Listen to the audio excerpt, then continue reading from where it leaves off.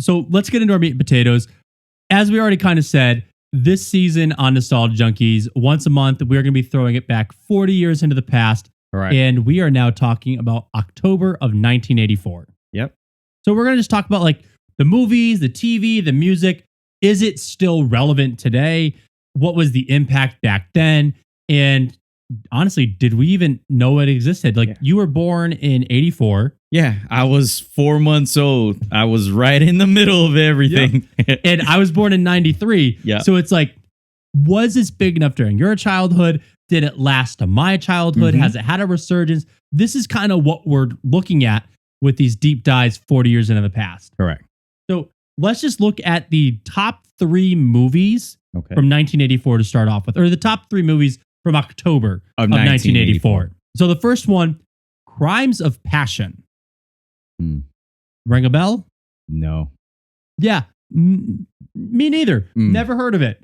I feel like I've heard the phrase Crimes of Passion, which I wonder if this popularized that phrase, but I have never seen the movie Crimes of Passion. Me either. And even the second one on this list, Teachers, I've never heard. Me Starred either. Nick Nolte.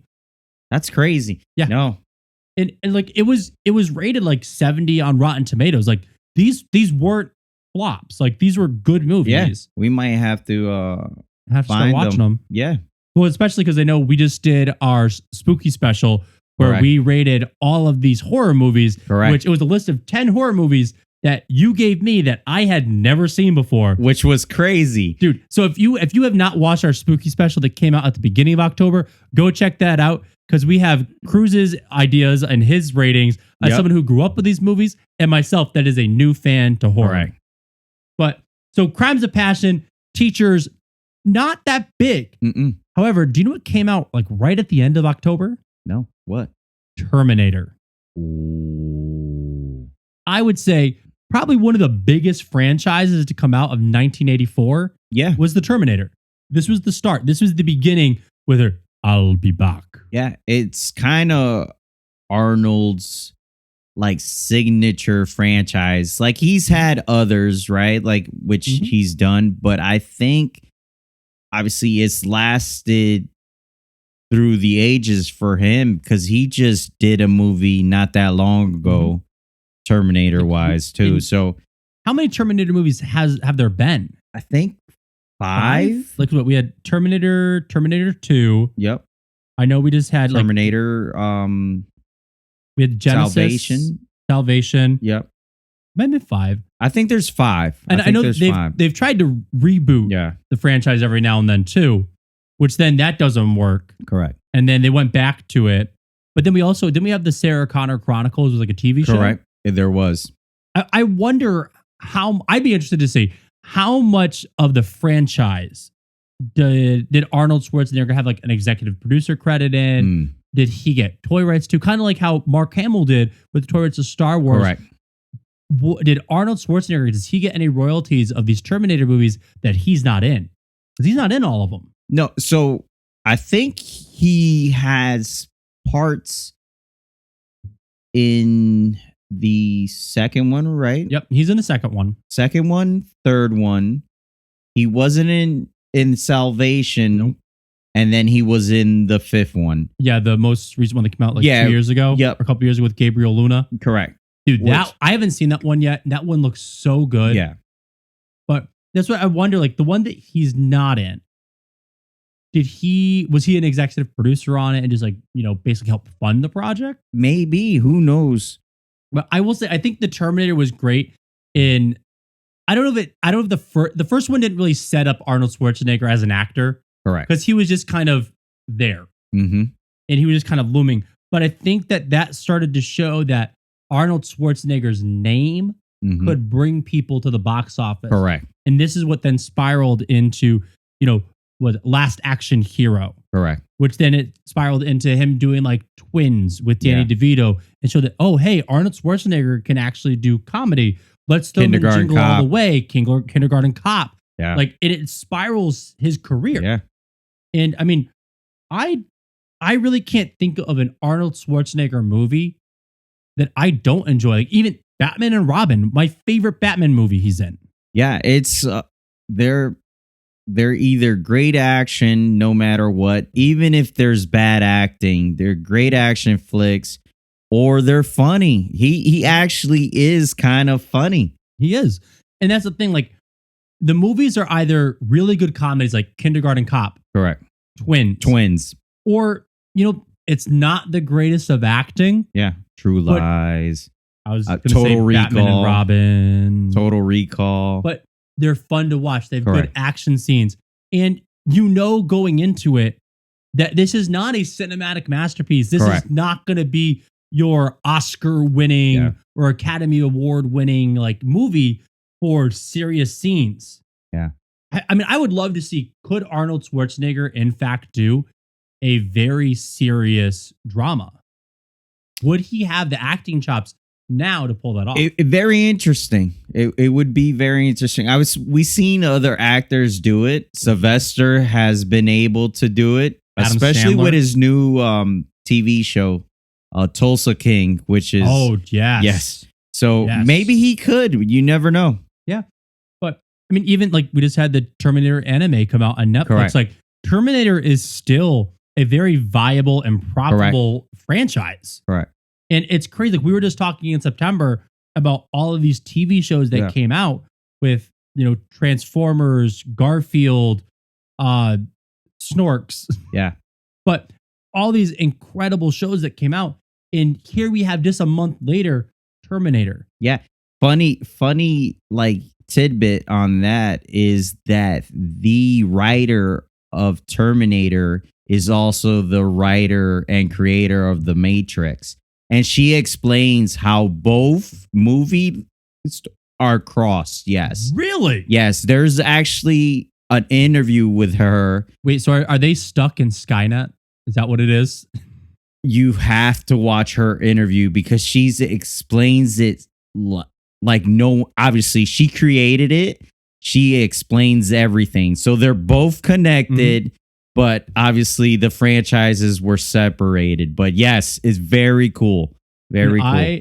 I will have to look into that because also, you know what movie I've never seen? Don't tell me The Matrix. I've never seen The Matrix. Oh, man. The blue pill or the red pill? So again, that brings me back to my argument of a lot of these popular films were so heavily parodied that you kind of know what's going on. Correct. In that it's like, okay, well, why am I going to watch this movie where I've seen Family Guy parody it? I've seen Robot Chicken parody it. Correct. I've seen the same storylines be used in other movies and they talk about, oh, this is just The Matrix. Mm-hmm. Why am I going to now watch The Matrix where I could go watch a movie that I've never seen and have no preconceived notions about? Correct. But no, I do need to watch The Matrix. I feel like having the podcast called Nostalgia Junkies, I can't skip that one. But oh, dude, did I tell you? I know there's a little bit of a tangent, but did I tell you what my students call the star of The Matrix? There, no, dude. So they were watching the Sonic 3 trailer, and he does the voice of Shadow. Correct. It's Keanu Reeves. Keanu Reeves. Keanu Reeves. Oh, I never let them forget that. I will never let them forget that. But so moving on from movies in October 1984, we know September was a big premiere month for all these different TV shows because September is really when all of these TV shows premiere. We did have a couple premieres and debuts of very, very special characters. So I know we just unboxed this beautiful collection of toys from BBTS. Correct. Did you know that in October? Did you know? In October. Did you know that in October of 1984, the Dinobots made their first appearance in the Transformers cartoon? I did not know that. Now you know, and knowing is half the battle. Yeah, but that was pretty cool. That escalated quickly because Transformers Episode released 6. in September of 84. Episode 6. Wow. SOS Dinobots. Wow. Yep. Amazing. Yeah, I didn't realize how quickly they introduced them. Yeah, that's pretty quick. Because so most of the Autobots and Decepticons all come from Cybertron. Correct. The Dinobots do not. Yeah. The Dinobots were created by Ratchet. Okay. And so Ratchet invents, I believe it was Swoop. No, it was Grimlock, Sludge, and Slag, I believe. he invented 3 of them. Let's just say he invented 3 of the dinosaurs. But that episode premiered in October of 1984. That's awesome. So, I mean, as a fan of the Dinobots, that was very interesting. Yeah.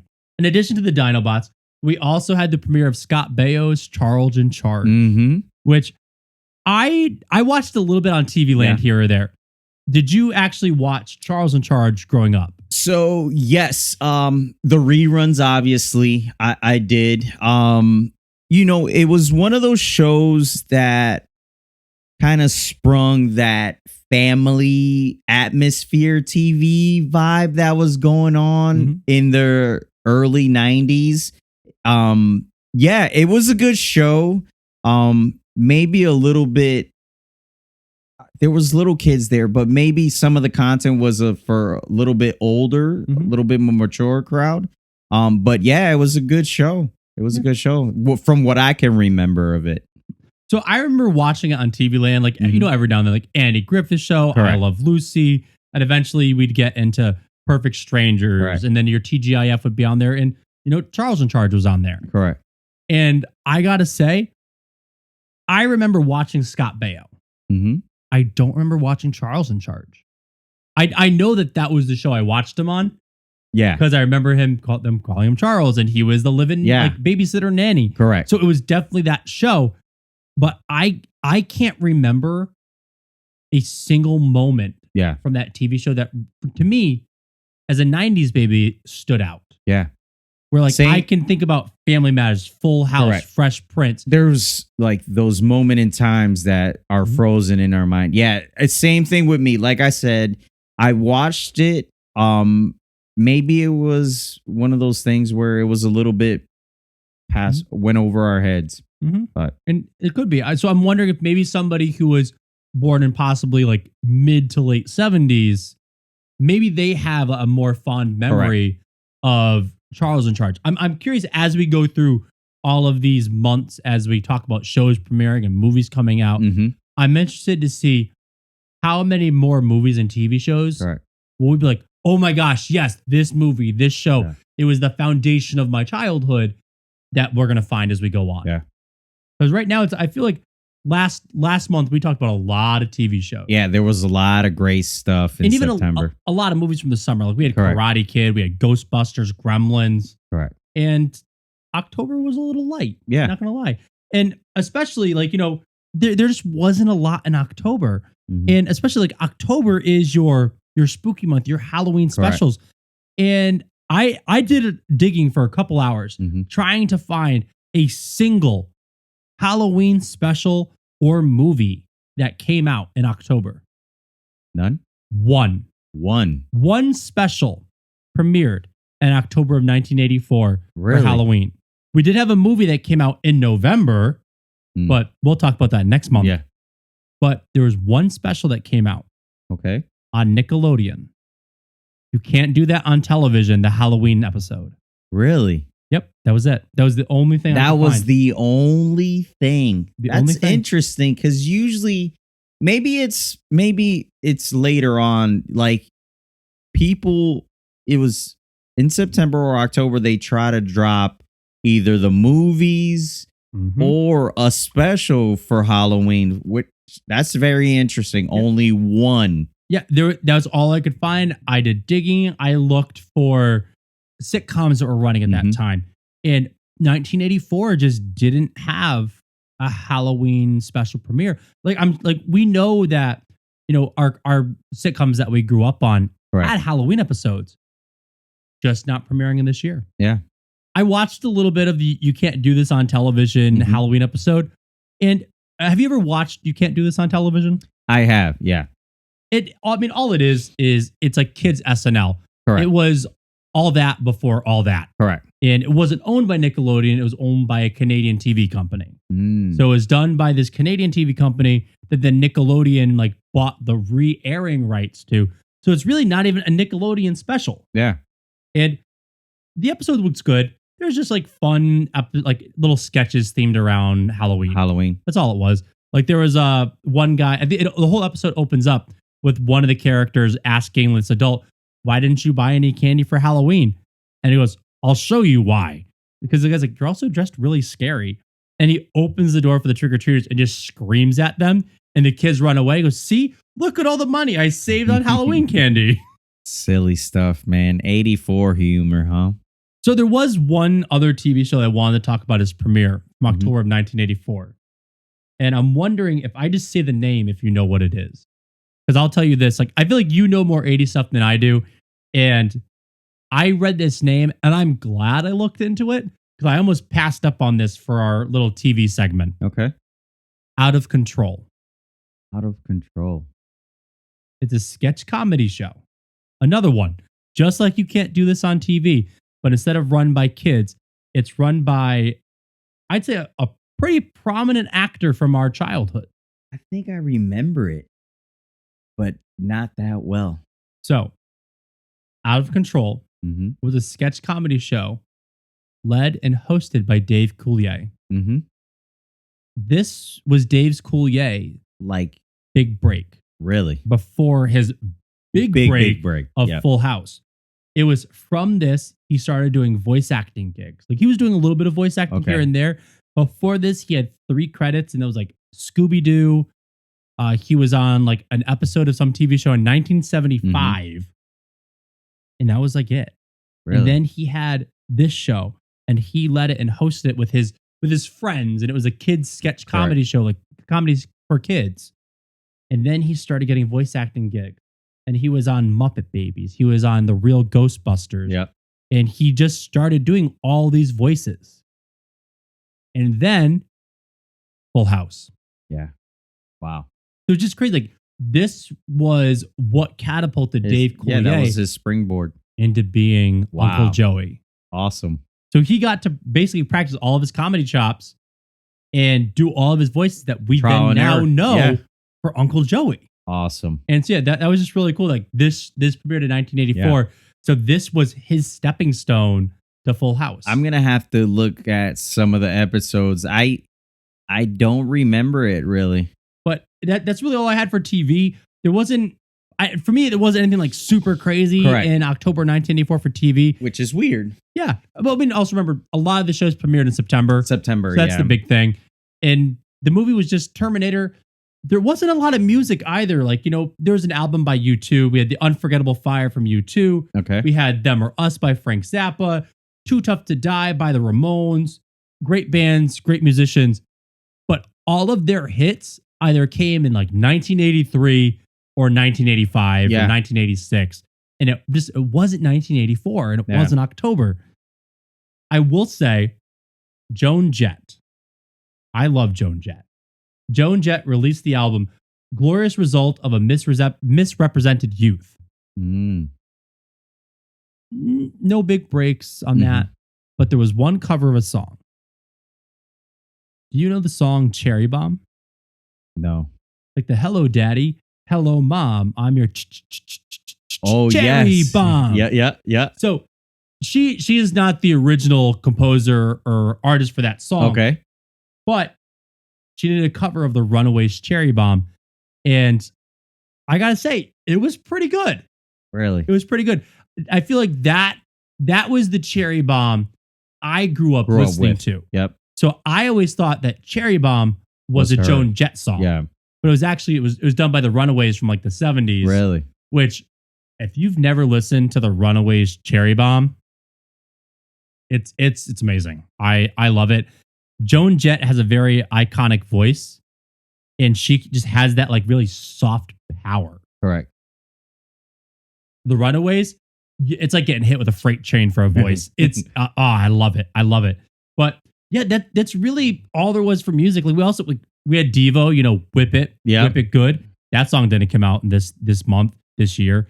We had Puppet Boy, which I gotta be honest, if you like Whip It Good is like the only Devo song that I feel like people know. Yeah, correct. Puppet Boy is exactly what you think it sounds like.